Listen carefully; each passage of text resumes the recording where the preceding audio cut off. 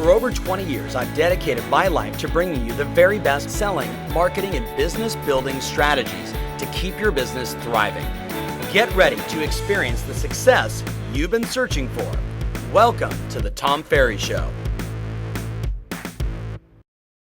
Hey everybody, welcome to the Tom Ferry Show. Thank you so much for checking in today. As you know, last week, we put out a video where we basically revealed to you how we distribute our content, how we take this multi-channel approach to marketing to expose the messaging that we have in a wide variety of ways to as many people as possible in the most effective and relevant way for them. It's called Marketing in 2016.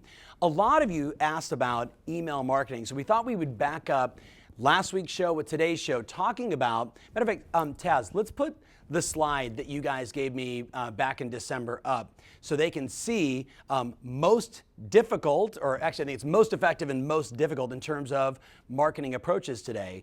And let's talk about email marketing, because without a shadow of a doubt, it is the most effective thing you can do, and it's certainly the easiest thing you can do, and yet most people are making some big mistakes and missing out on the best possible opportunities to really optimize it. So today, we're going to talk about email optimization, what helps, what hurts, and the 10 best practices. So what I'd love for you to do is, as you're watching this, I want you to put your marketing filter on. I want you to go back and reflect on episode 40-something, where I shared with you Google's research on how consumers are selecting real estate professionals. Remember that?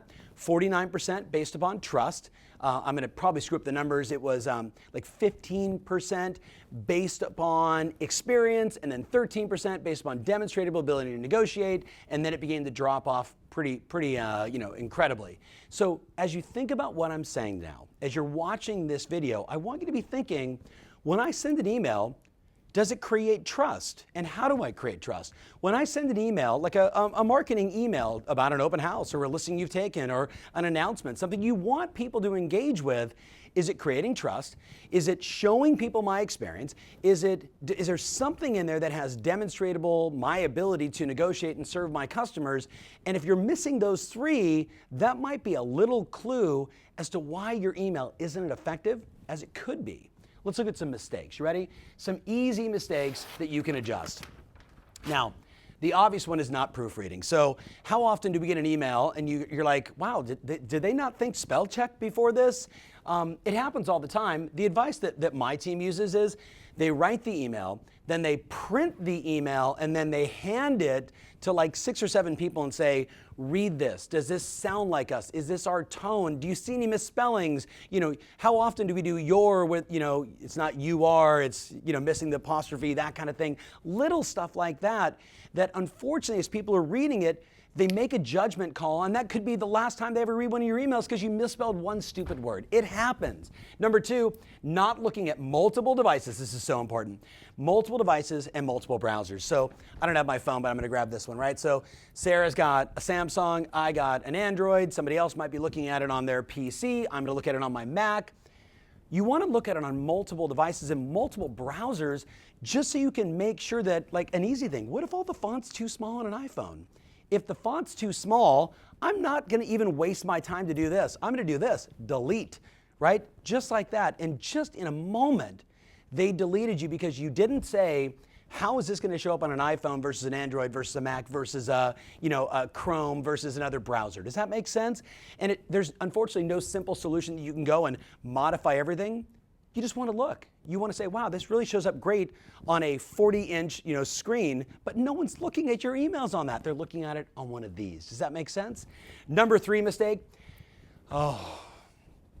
Look, the world has changed. What we want to do in terms of marketing is do what I call me-mail, like personalization of email. So when you open up, it says, hey Taz, right? Dear Sarah versus like dear neighbor, dear friend, hey, right?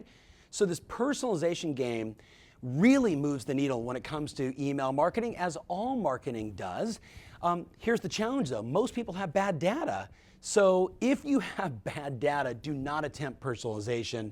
The mistake is not taking the time to clean up your data. Once you clean up your data, you're going to see massive increases, massive optimization occurring inside your email marketing when you can start to say, dear their name, spelled correctly with a capital in the beginning and not small caps. You with me on this? Super important. Data is everything. Now, those are just a few mistakes. Now, there's probably 100 other ones, but I tried to just go high level, easy stuff that you could take right now inside the show and immediately start with, hey, print it out and get a bunch of other eyes on it. You can't spell check it on your phone, and you certainly can't spell check it looking at your screen. You got to print it out. You got to look at it, take a breath, get everybody else to do it. Look at it on multiple devices too, so important. Now, let's talk about the 10 besties, right? What are the best things you can do? So number one, write like you're speaking to one person. You don't want to send an email saying, hey guys, right? Because I'm not reading it as guys, I'm reading it as Tom Ferry. So the best possible thing is, hey Tom, but if you can't because of lack of personalization or bad data, do that. Just speak to them like they're like, I know you're reading this. I know this is something that you're interested in. I was thinking about you when I was getting this. Using you, us, we, but not we broadcast, multiple people, you and I. Very powerful. Number two, probably the most important one out of all of them, Marty, segment your list. Segment your list. You're sending out your Thursday open house invitation email to agents and prospects, buyers and sellers, past clients and prospects. You know, people ask me like, well, why did you invest in Contactually? And obviously I believe in the software, I believe in what they're doing, but what I love is they created all those buckets for us to say, these are my long-term buyers, these are my short-term buyers, these are my long-term sellers, these are my short-term sellers, these are my past clients, these are my past clients that refer me a lot of business, different from this group.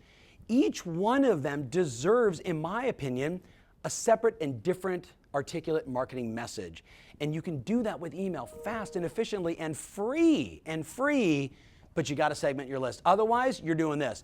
Spray and pray. Remember that from the last show? Spray and pray, and hoping and praying to the real estate marketing gods that someone responds.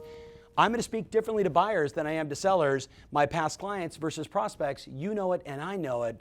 Let's make sure we're staying in their model of the world. Number three, very important. Every email marketing piece should have one clear, concise CTA. I have a lot of friends in the direct response marketing world. Obviously, I'm in it, you're in it.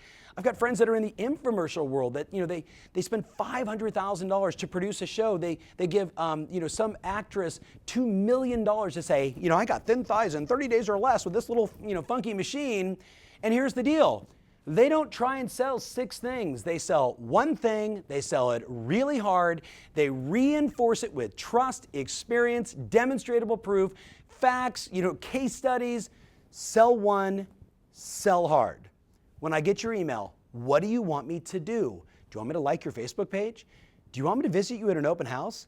Do you want me to share this post with someone that might be interested in buying? Do you want me just to, approve some information? Do you want me to read something? One simple message, one CTA, and you'll watch your results shine. You try and sell me 16 things at once, it's confusing, delete, I'm out, probably never gonna look at your stuff again. Number 4, know your customer and provide meaningful value. So, if I'm in New York City, and I'm working the ultra luxury $10 million plus price range, I know that if my customers are in that world, money's important to them, but it's maybe not the defining factor. Value is important to them, but maybe it's not the defining factor. If I'm buying today, we're seeing a smaller number of transactions being done in that price range. I'm going to speak to them about what is selling, what isn't selling, and why. I'm going to understand my customer and message them appropriately, right? If my customer is blue collar, I'm not going to show them me in my fancy Rolls Royce or BMW with my realtor photo because it disconnects from them. So whether you're writing or developing your own content or you're DJing everybody else's content, always think about your customer. Always think about when I'm sending this message, how is this going to land for them? Is this going to help, Tom or Kathy be better parents, be better with their home, be better in their community, right? You've got to think about the customer, not I liked it, I'm going to send it. Does that make sense? Let's keep going. Number 5, subject lines. So important. And, The challenge that, Marty, that some of them have is they don't have enough email addresses to be testing with any legitimacy subject lines, where we can, with as many emails that, clients we have all over the world, we can test multiple subject lines and kind of know, hey, this one produces better, let's send it to everybody.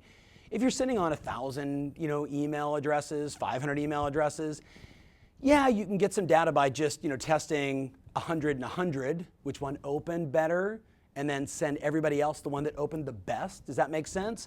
But at the end of the day, I tell people, just keep it short, keep it sexy, keep it punchy. Numbers seem to get a lot of clicks. 8 reasons to, 5 reasons why, 7 mistakes to avoid.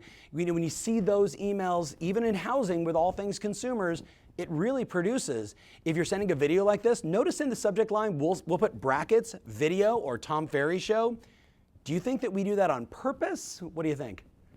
Right? That should tell you, like if there's a video about a property, include the brackets. You're going to get a better result. This is all about just simple best practices. Number 6, always have, Marnie, you get all the credit for this, always have in your PS, right? You always have a postscript, P.S. right? Another CTA. The key is to language the CTA differently. So let's say over here, my CTA was, are you curious about the value of your home? Visit my website here to get a free, no obligation valuation on your home. Like that's my CTA. Here, I might in my PS say, all my best clients are always asking me, what's the value of my home? Here's a free and easy way you can do it and share it with others.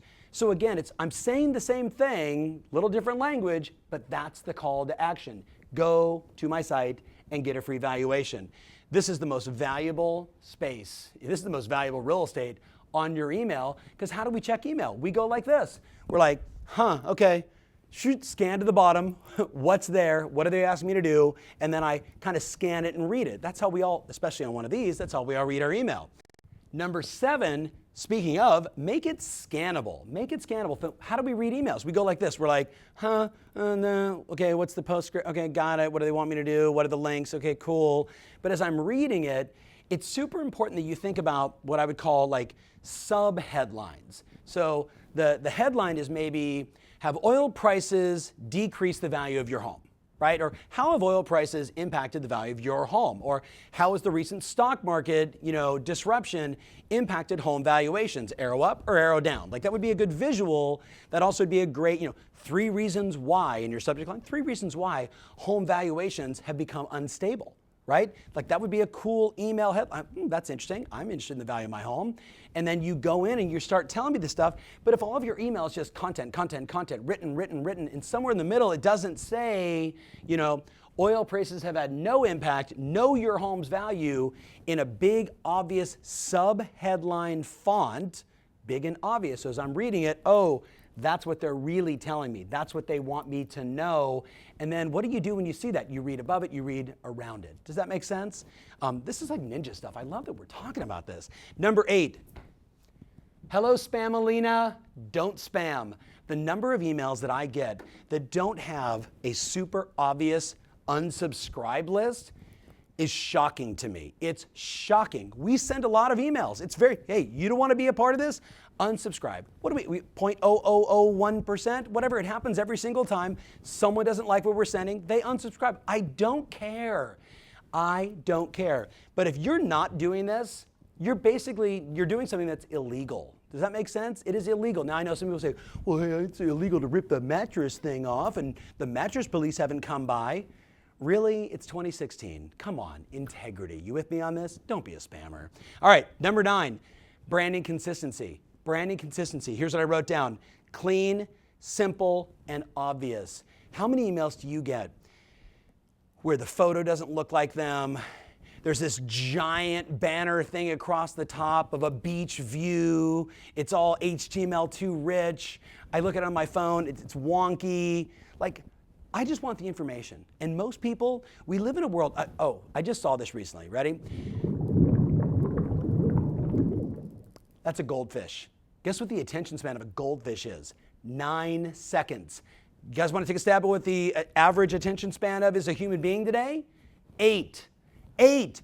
We have a smaller attention span than, you with me on this? So you can't send all this confusion to people in an email.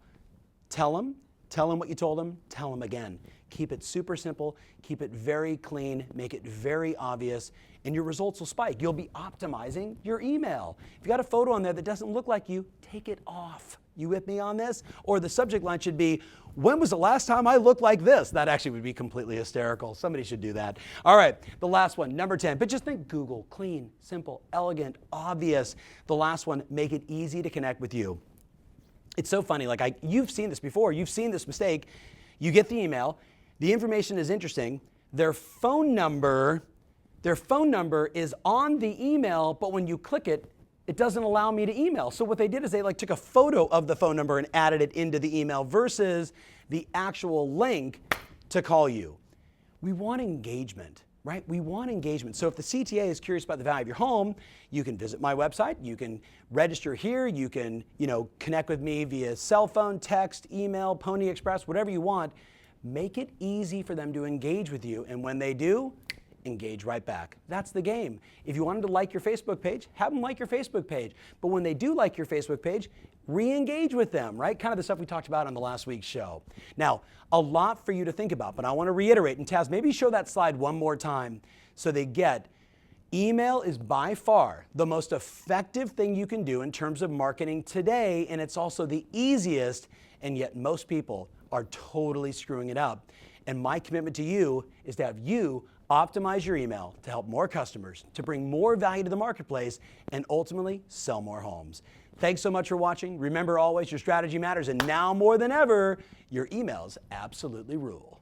Thanks for watching. If you love what you're seeing here, then click the button below to join our online community absolutely free. Thanks so much.